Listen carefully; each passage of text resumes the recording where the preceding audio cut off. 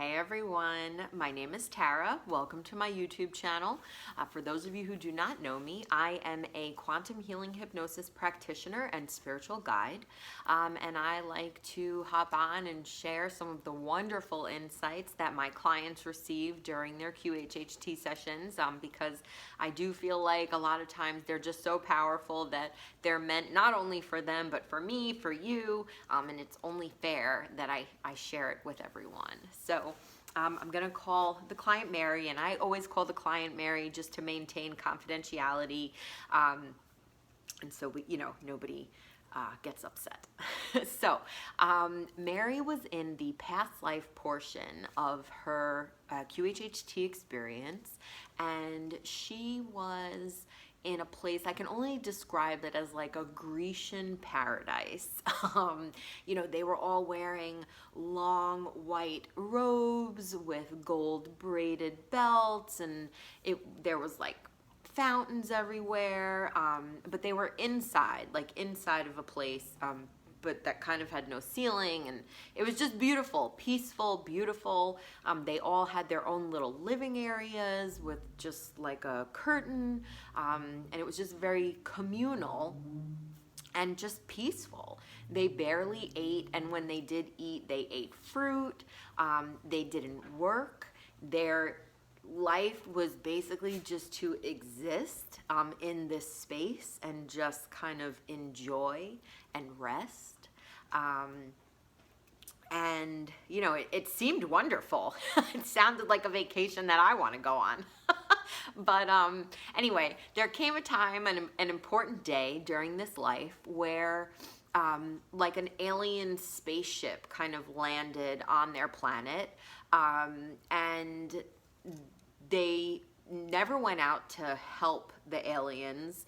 They kind of just let them be and do their own thing. And, it wasn't like a negative interaction. They just had no desire to engage with them because they were very happy living their peaceful life, and they really didn't want to make waves. And eventually the aliens left, they fixed their ship, and they took off the planet. And so just like two really interesting insights that came through from that session, where once we, moved forward and we got to the end of the life, and then we asked, what were the lessons to be learned from that life?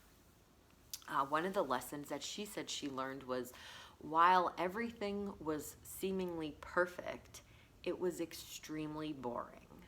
And I just thought that was so interesting because I feel like, and myself included, I find that I can sometimes have that analysis paralysis type of thing where I'm so focused on what's going on, so focused on wanting it to be perfect that I just don't do anything.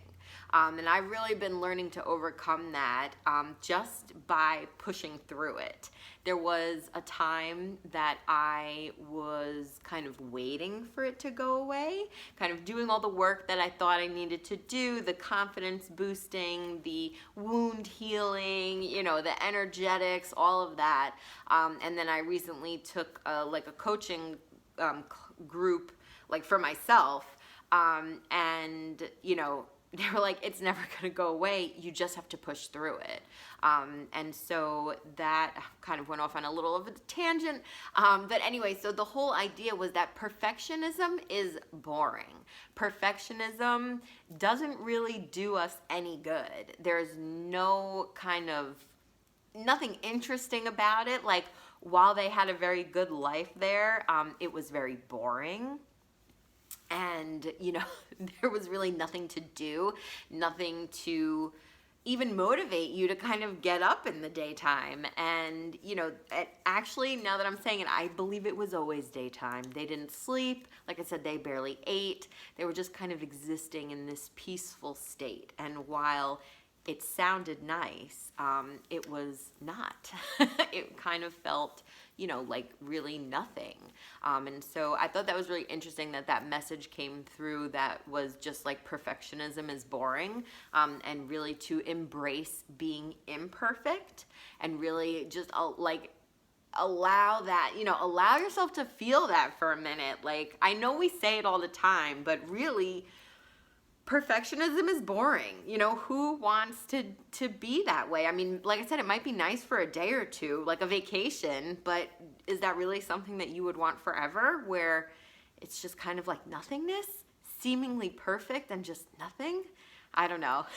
So I certainly know that, you know, I'm looking for a little bit more out of my life from it, and I've really tried to embrace the not waiting for that feeling of wanting it to be perfect to go away, and just kind of powering through it anyway, because the more that we do it, the better it feels, the less afraid we are of it, and then, you know, it really kind of opens up a whole other world for us. Another insight that came through during that past life regression was when those aliens landed on the planet, that there was no interaction, so they had no compassion for people, like for other beings, or whatever you want to call it. That perfect life that they thought that they had, they were held on to it so much that they really didn't learn how to have compassion for other people or other beings. They really just didn't even interact with them. And again, not a life that she was interested in living or reliving. You know, it was really not the best thing. And the moral of the story is, of them having no compassion for other beings, for other things, they found that they really destroyed that planet. They destroyed the planet. They were left to live like in this little bubble that they created, and they gone out, you know, looking for life on the planet, like life of any kind, plants, animals, people, beings, whatever, you know, whatever you want to call it. And they were just not able to find it. And so they also had to learn about compassion, and having compassion for others, having compassion even for yourself. You know, when you are trying to push through something and you are worried about being perfect, have some compassion for yourself, because that can go a long way. And just understand that you don't have to be perfect. I think perfectionism is like a created kind of thing. Like, what even is perfect? You know, just know that you are perfect in your imperfections. There is, you know, nothing that you're doing wrong. You're in the place that you're supposed to be in this moment, and how you choose to proceed with it is how you choose to proceed. So just embrace your imperfections. They make you who you are. Don't wish them away. You know, fear is one thing. If you need to power through something, power through it. It will get easier. But don't try to be perfect, because what are you even like trying to attain? What is perfection? What does perfection look like? I don't think any of us really know. It's like this imagined idea that we have in our mind. And I'm almost positive that if you probably got there, you would still find something wrong with it. So I just, you know, the higher self encourages us to embrace our imperfections, embrace the, you know, perceived imperfections in life, because they make life worth living. They make life interesting. That's what helps us grow. That's what helps us evolve and gain compassion. Compassion for ourselves, compassion for other people, compassion for our planet. And so that's it. You know, if you have any other interpretations, please let me know in the comments. If you know someone that you feel like would benefit from this video or from some of those insights, please do feel free to share. Don't forget to like and subscribe for more wonderful QHHT insights. And until next time, thanks for watching.